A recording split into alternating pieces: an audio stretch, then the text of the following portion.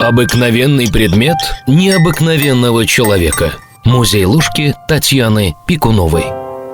Кто же не слышал о дворянской усадьбе в Муромцево? А что мы знаем о ее владельце? Храповицкий Владимир Семенович. Родился 5 июля 1858 года. Крупный русский лесопромышленник, последний предводитель дворянства Владимирской губернии, полковник лейб-гвардии гусарского Ее Величества полка. Доходы хозяйства, организованного им и трудами лесничего Карла Тюрмера, были так велики, что позволили построить на прибыль всего 1 года знаменитое имение Муромцево в Судогодском районе Владимирской области. Великолепную усадьбу в готическом стиле, стилизованную под замок, с каскадом прудов и парками. По легенде, усадьба была построена как подарок жене Елизавете Ивановне. Владимир Семенович стремился использовать новейшие достижения науки и техники как в своей предпринимательской деятельности, так и в быту. Была построена железнодорожная станция, здание почты с телеграфом, электрическое освещение построек и парка, центральное отопление, водопровод, канализация. На территории усадьбы размещалась церковь, многочисленные служебные постройки, каретник, театр и даже музыкальная школа для одаренных детей-сирот. На средства Владимира Семеновича строились и содержались общеобразовательные школы, столярная мастерская, больница со стационаром.